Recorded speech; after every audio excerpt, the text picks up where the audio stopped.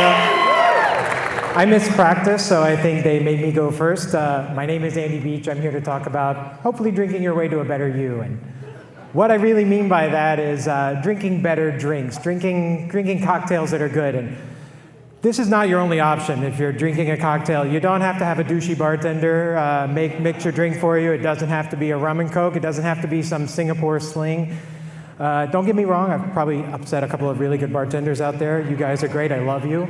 If you're working from home, don't use these things either, because all this is really flavored corn syrup. It's going to give you diabetes before it gives you a good buzz. So stay away from those as well. No, what we're talking about is more along the lines of doing something better, means using fresh ingredients, using some homemade mixers, making some things yourself, and where appropriate, apply in some good booze. You don't always have to use like the good. Good doesn't mean expensive, it just means tasty. So when we're talking about homemade, make it unique, use local ingredients, find something that's interesting, and then because it's not going to have all that corn syrup and other things in it, it's probably going to be better for you, or at least I'm going to say it's better for you. I'm mostly going to sort of talk about and show about different kinds of infusions that you can play around with, but making your own simple syrups and trying your own mixers is a good way to get started as well, and it's a lot of fun, so, you know, I get to practice a lot, and that's nice.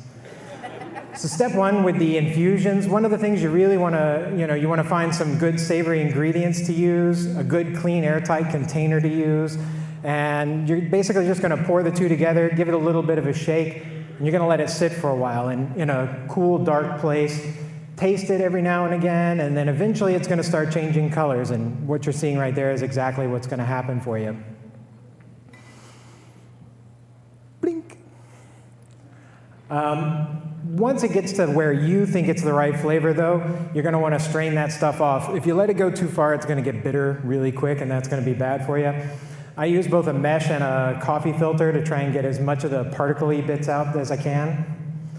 While you're doing your infusings, you got to keep it in a dark, sort of cool place. You want to check it and taste it often, and you want to make sure you don't let it go too far. Too far means it gets bitter, and the flavor is going to be wonky, and you're not going to be happy, and that's not a good drink.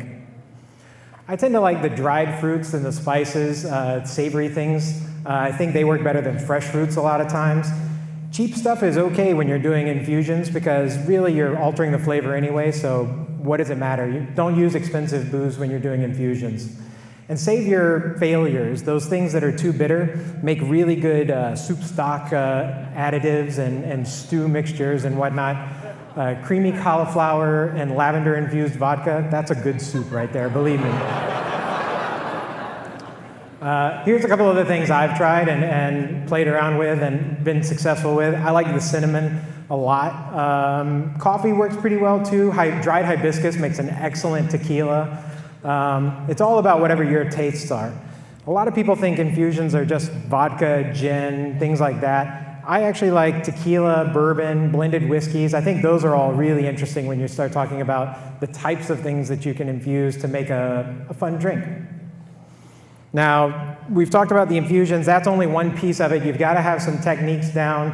Muddling is sort of a very popular way to crush up some fresh ingredients to get that flavor into your drink as well. And so you want to look to sort of get into that area a little more. But that's enough teaching. Let's talk about some actual booze. If you want to go home and try some of this, I highly suggest, this is my favorite, cinnamon tequila, apple cider, and ginger beer mixed together.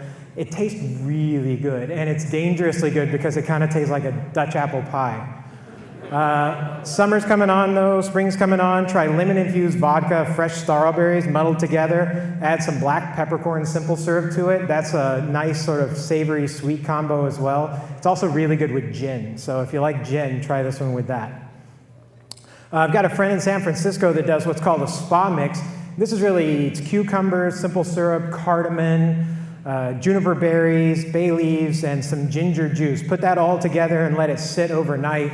And what you end up with is this really nice mixture that goes well with vodka, gin, bourbon, kind of anything that you want to do. You just do sort of equal parts of that. Check out her website for more things because she has some good ideas.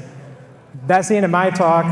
My name's Andy. I'm an amateur mixologist, but I'm a professional drinker, and you can find me on Twitter at Andy Beach, and I'm potionautics.com. Thanks.